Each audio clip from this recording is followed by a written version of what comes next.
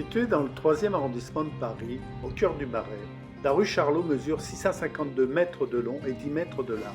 Et ce n'est pas, comme on pourrait le penser, au grand Charlie Chaplin qu'elle doit son nom. Elle commence rue des Quatre Fils, au numéro 12, tout près de l'étrange ruelle Sourdis et de cette boutique de réparation de flûtes et de clarinettes. Elle croise un peu plus loin la rue du Perche, avec à l'angle la cathédrale arménienne Sainte-Croix de Paris, ancienne chapelle des Capucins construite au XVIIe siècle. Elle coupe ensuite les rues de Poitou et Pastourelle, puis la rue de Bretagne, avec un de son plus vieux marché de Paris, celui des Enfants Rouges. Puis elle croise la rue Forez, qui rejoint le quartier du Temple, puis la rue de Normandie. Elle traverse enfin la place Olympe de Gouges et vient finir au numéro 27 du boulevard du Temple.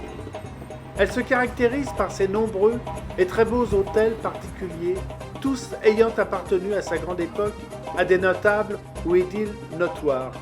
Au numéro 7, l'hôtel de Brévannes fut, en 1634, la propriété de Claude Corneille. Au 8, Louis-Marie de Bellême, préfet de police sous Charles X, y vécut. Au 9, l'hôtel de Retz fut achevé en 1649 par le frère du cardinal de Retz. Au numéro 12, plus récemment, cet hôtel accueillit une célèbre émission de télé-réalité musicale, la Star Academy. Au 24, comme l'indique la plaque, le maréchal d'Empire Catherine Dominique, comte de Pérignon, y mourut. En 1815, celui-ci avait fait voter la mort du maréchal Ney, resté fidèle à Bonaparte lors des 100 jours et accusé d'avoir attenté à la sûreté de l'État. Au 28, l'hôtel de Bérancourt, ouvert 1745, la marquise de Polignac, amie fidèle de Marie-Antoinette, y habita. Au 57, dans l'hôtel Boulainvilliers, fut élevée Madame de la Motte, compromise dans l'affaire du collier de la Reine, un des scandales qui entacha le règne de Louis XVI. Au 58, l'hôtel de Sauroy, dénommé à tort hôtel du Chevalier Bayard.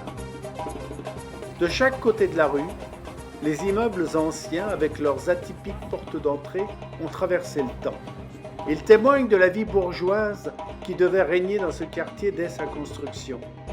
On les doit à un certain Claude Charlot, un riche financier, sorte de Donald Trump avant l'heure, qui, en 1608, acheta un bail aux Hospitaliers du Temple, un ordre religieux militaire, et qui y fit bâtir les premières maisons de ce nouveau quartier. Mais si tous ces riches hôtels particuliers témoignent de la vie bourgeoise qui y régnait à cette époque, la propreté n'était pas la norme. Comme l'indique le procès-verbal d'une visite effectuée le 21 avril 1636. Une rue au milieu de laquelle nous avons trouvé une très grande quantité d'immondices et eau croupie depuis longtemps, capable de causer de grandes infections.